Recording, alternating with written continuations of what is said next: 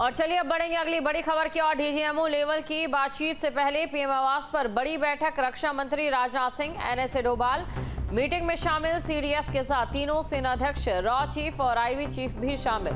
अब से थोड़ी देर बाद शुरू होगी भारत पाक डीजीएमओ की बैठक। ये बड़ी खबर आपको बता रहे हैं। डीजीएमओ लेवल की बातचीत से पहले पीएम आवास पर बड़ी बैठक होने जा रही है।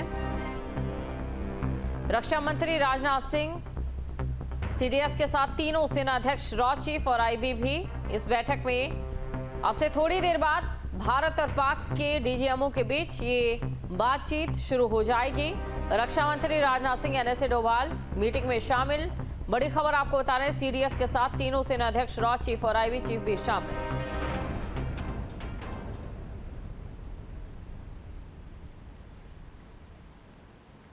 तो जानकारी आपको दे दें कि भारत और पाकिस्तान के बीच तनाव के माहौल के बीच बैठकों का सिलसिला लगातार जारी है। और रक्षा मंत्री राजनाथ सिंह, एनएसए डोभाल मीटिंग में शामिल। सीडीएस के साथ तीनों सेनाध्यक्ष, रॉ चीफ और आईबी चीफ भी शामिल होंगे। डीजीएमओ लेवल की बातचीत से पहले पीएम आवास पर यह बड़ी बैठक रहने वाली है। रक्षा मंत्री राजनाथ सिंह, एनएसए डोभाल इस मीटिंग में शामिल होंगे। सीडीएस के साथ तीनों सेनाध्यक्ष भी। वहीं डीजीएमओ लेवल की बातचीत से पहले पीएम आवास पर यह बड़ी बैठक। रक्षा मंत्री राजनाथ सिंह, एनएसए डोभाल इस मीटिंग में शामिल। और देखिए, रणनीति आगे को लेकर बनाई जाएगी, क्योंकि एक तरफ पाकिस्तान की ओर से लगातार सीजफायर का उल्लंघन किया जा रहा है। इस समय अगर बात पाकिस्तान की करें तो दो बिल्लियों के बीच फंसा हुआ देश फिलहाल पाकिस्तान है। एक तरफ अमेरिका अपने फायदे के लिए इस्तेमाल पाकिस्तान का कर रहा है, तो दूसरी तरफ चीन की नीयत भी पाकिस्तान के लिए साफ नहीं है। वहीं अगर बात चीन की करें तो वो चाहता है कि भारत का बाजार ध्वस्त हो जाए, क्योंकि इस समय भारत चीन को व्यापारिक तौर पर कड़ी चोट दे रहा है। चीनी सामान की खराब क्वालिटी की वजह से जो निवेशक हैं वो भारत की ओर अपना रुख कर रहे हैं।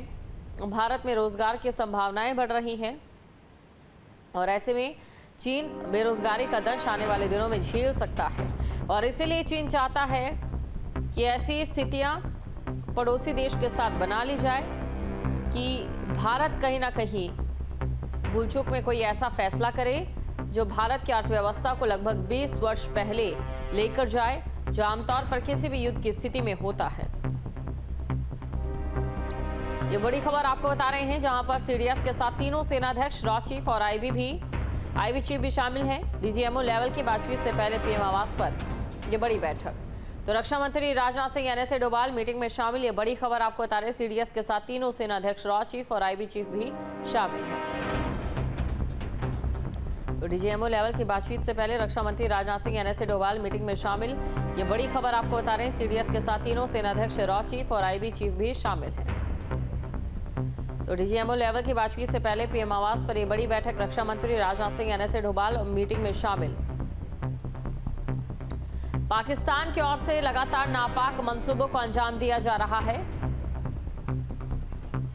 और इसी खबर पर अधिक जानकारी के साथ संवाददाता विकास चंद्रा हमारे साथ लाइव जुड़ चुके हैं। विकास, देखिए, इस बैठक को लेकर सबसे पहले अपडेट आपसे लेना चाहेंगे।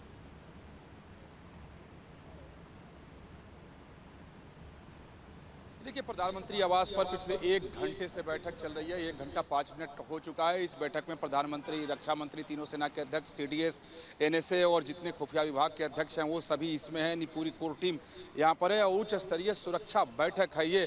इसमें समीक्षा भी होगी, इसमें रिपोर्ट भी सीडीएस की तरफ से, एनएसए की तरफ से रखी जाएगी। आगे की रणनीति पर भी विचार होगा कि सीज फायर अगर है, क्योंकि पाकिस्तान पर भरोसा नहीं किया जा सकता है, क्योंकि जब जब पाकिस्तान कुछ भरोसा देता है तो उसके उलट उसका व्यवहार जरूर आज तक देखा गया है।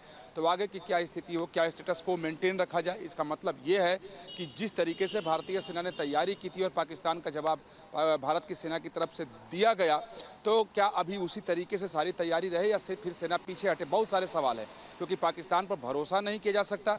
इसलिए ये बैठक काफ़ी महत्वपूर्ण है। और इसी दरमियान आप देखें कि पाकिस्तान और भारत के डीजीएमओ की बातचीत भी चल रही है और दोनों लोगों की बातचीत में क्या कुछ निकल कर आता है। हो सकता है अगर ये बैठक चलती रहे, उसके पहले ख़त्म ना हो, तो उसकी भी जानकारी इस बैठक में आएगी। पहले से ही तय था कि 12 तारीख को दोपहर 12 बजे पाकिस्तान के डीजीएमओ भारत के डीजीएमओ से बात करेंगे और दोनों लोगों की बातचीत हॉटलाइन पर चल रही है और अपने आप और प्रधानमंत्री आवास पर यह बैठक चल रही है। तो काफ़ी महत्वपूर्ण यह बैठक है। जिस तरीके का तनाव पाकिस्तान और भारत के बीच में है और पूरा अंतर्राष्ट्रीय समुदाय भारत की ओर देख रहा है और ये सीज फायर हुआ है, क्योंकि यहाँ एक बात समझना होगा कि ऑपरेशन सिंदूर भारत ने जो शुरू किया था, तो पहले दिन ही भारत ने इस बात को साफ कर दिया था कि ये अभियान आतंकवाद और आतंकवादियों के खिलाफ है, न कि किसी देश या पाकिस्तान के खिलाफ है।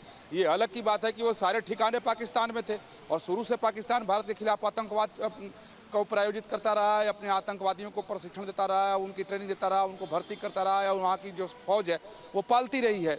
तो पाकिस्तान उसके बाद में बौखला करके भारत के ऊपर अटैक करना शुरू किया, जिसका भारत ने सिर्फ जवाब दिया। तो ऐसे में जो ये सीज फायर हुआ है, तो इसका महत्व है कि आगे पाकिस्तान क्या कुछ करे, भारत को भरोसा बिल्कुल नहीं है। इसलिए भारत अभी भी चाक चौबंद है, उसकी व्यवस्था भारत की और भारतीय सेना चौकस है।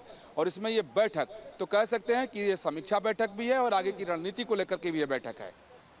बिल्कुल आगे की रणनीति के लिए बैठक है, क्योंकि एक तरफ पड़ोसी देश लगातार भारत की बढ़ती अर्थव्यवस्था से बौखलाए हुए भी हैं और इसीलिए पाकिस्तान का इस्तेमाल भी किया जा रहा है। शुक्रिया तमाम जानकारी को दर्शकों तक पहुंचाने के लिए।